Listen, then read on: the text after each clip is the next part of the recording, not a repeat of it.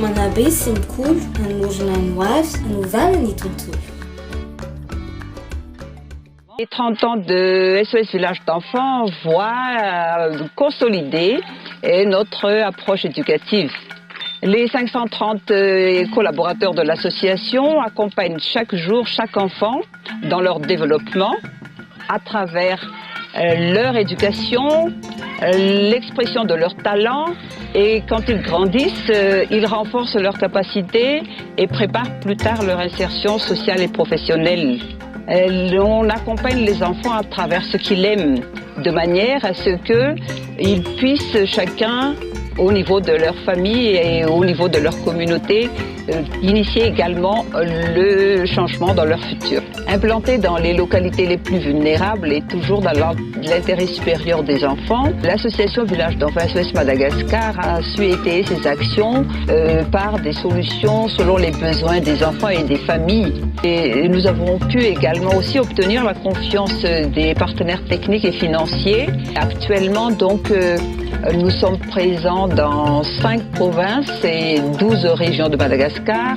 La situation des enfants est préoccupante malgré tout à Madagascar. Et beaucoup d'enfants encore sont en danger, n'ont pas d'appui parental et risquent de voir leur cercle familial protecteur se désintégrer.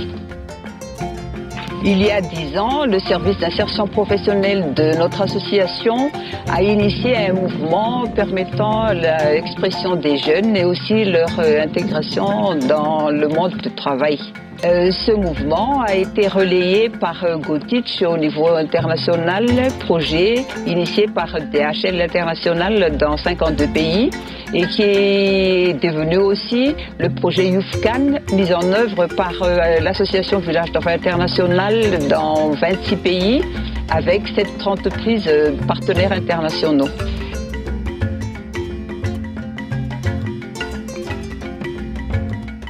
Anarako dia malala 35 ans, zanaka village-ny Tamatave, nianatra tamin'ny SPM.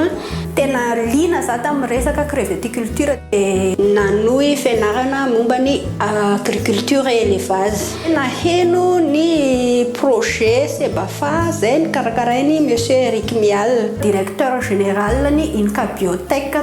Dia nahazo eky tamin'ny Eric moa za dia tonga tany à Pérou, nanao formation en biologie moléculaire appliquée en aquaculture. Nanao resaka larviculture sy ny laboratoire de larves. Janvier 2017 no tonga teto nanokatra ny Sebafa dia nanomboka niasa amin'izay. Sebafa zany dia centre d'éducation en biologie aquature et de formation en aquaculture. Dia amin'izao fotoana izao indray zany nandefa zaza 3 lefa tany à Pérou. Ny tanjona anay ao anariana zany mba ho développer manerana ny Madagascar.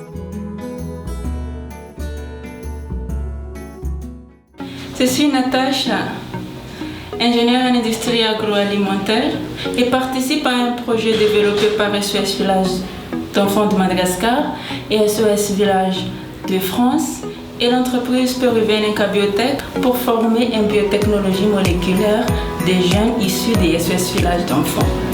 Mon projet de recherche concerne la biotechnologie de la vanille. Je suis Olivier.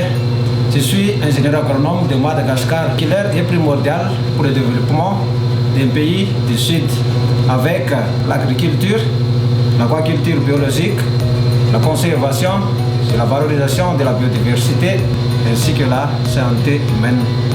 Mon projet de recherche concerne surtout l'aquaculture sociale de la crevette. Je suis Touk, ingénieur en agriculture et élevage. Avec mes 2 compagnons, nous sommes des boursiers de l'Inca Biotech pour suivre leur formation master biotechnologie moléculaire de l'Université nationale de Tumbes, où nous étudions avec des jeunes professionnels du Pérou, de l'Équateur, de la Colombie. Mon projet de recherche concerne la biotechnologie des petits ruminants.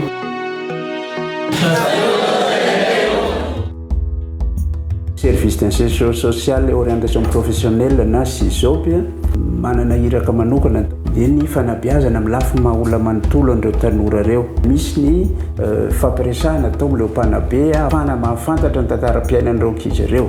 Miantso ireo sehatra maro samihafa any amin'ny orinasa manazava amin'ireo tanora ireo arakaraka ny safidy izay asa mety tiany zareo atao. Rehefa mahafantatra ny hoavy, nofinofiny, tantarany, mombamomba azy zany ny mahizy azy ny ankizy anankiray dia afaka mamaritra izy nataontsika hoe tetikady ahafahany manatratra n'izay tanjona izay.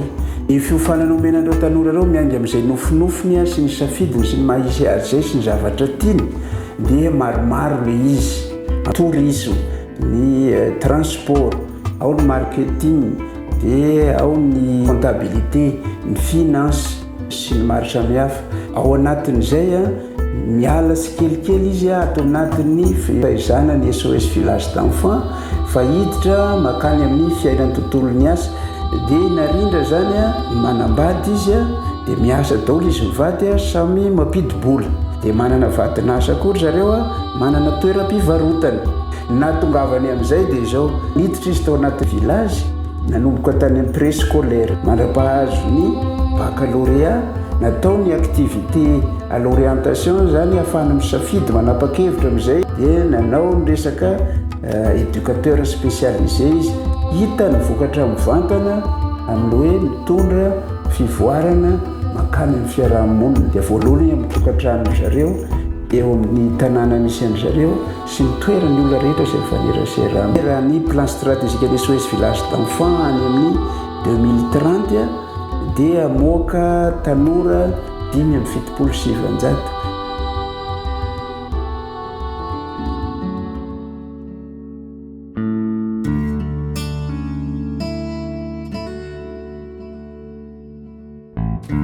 Na hoe maison familiale zany dia fianakaviana fironina ho an'ny zaza sahirana dia zany mitovy amin'ny fianakaviana tegna izy zany. Le mère SOS zany mandray anjara, mandray andraikitra feno aminahy manokana zany miezaka zaho mametraka an'le hoe reny manakaikikaiky ny tena izy zany hoe mitady fomba isan'andro zany ianao agnadinony an'le hirifiriny sy le fijaliana le efa niaignany tamin'nisy ananjy tamin'ny fianakaviana. Mère SOS mandrindra an'le fifankatiavana, mandrindra an'le fiainana amin'ny ankapobeny dia mametraka koa fifandraisana tsy ho tapaka na amin'ny fratrie na amin'ny fratrie hafa ezagna tsy tapahana zany le fifankatiavana.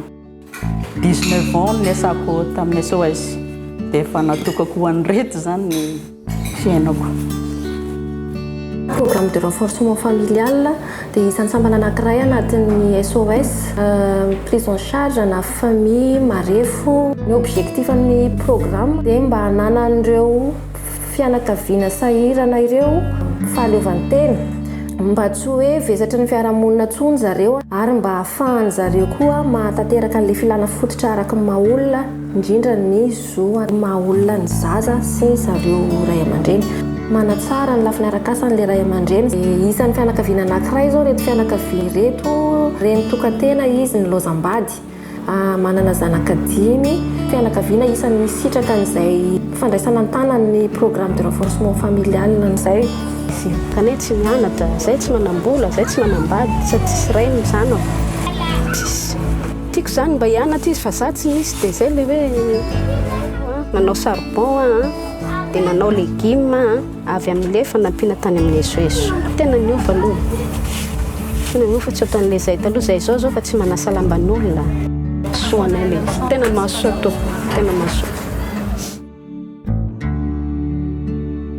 Maro ireo tranga hita amin'ny tsy fisitrahany ankizy sy ny vehivavy ny zony satria maro ireo tanora izay tokony hianatra any ankizy nefa lasa miasa. Maro koa ireo tsy mahay mamaky teny sy manoratra dia lasa manambady aloha loatra ny tanora. Tsy mitsabo ny olona tety fa mitsabo amin'ny fomba nentim-paharazana na ny amin'ny omby asy. Ny eritreritra ny SOS zany amerina izay lanjan'ny vehivavy sy ny ankizy zay. Dia nametraka ny SOS village d'enfants centre de protection maternelle et infantile dia misy trano fiterahana sy fisafoana. Misy koa fandanjana ny ankizy mba jerena amin'ny resaka tsy fanjaria-tsakafo, manao vaksiny, fanabeazana aizana ary mitsabo sy mizaha marary. nanangana sekoly anaovana ny suivi scolaire reo mpianatra avy any amin'ny PP sy koa namafisana ny fianaran'olon-dehibe amin'ny resaka alphabétisation. Cantine scolaire napetraky ny SOS village d'enfants mba hamporisina ny ankizy hianatra sy hanampy amin'ny resaka tsy fanjarian-tsakafo. Misy ny convention communautaire izay fitsipy mpiarahamonina natao iarovana ny zon'ny ankizy sy ny vehivavy. Dia napetraka tamin'ny 2013 ny groupement de femmes sy ny maison de femmes mba ahafahan'ny vehivavy mivondrona sy hampiakatra ny lanjan'ny vehivavy. Nametraka ny asa ikambanana sy ombonana amin'ny resaka fitadiavam-bola isan-karazany, ohatra ny asan-tanana, ny fambolena sy ny fiompiana. Tena nahitany vokany tsara ilay izy satria misy koa ny ray aman-dreny indrindra fa ny vehivavy mandray an-tanana ny fianarany zanany.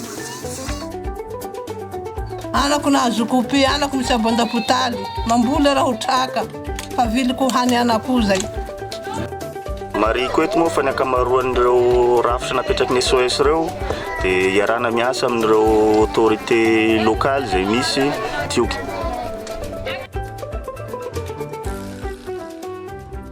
Quel chemin parcouru depuis l'ouverture en 1989 du premier village d'enfants SOS de Madagascar à Boutvour.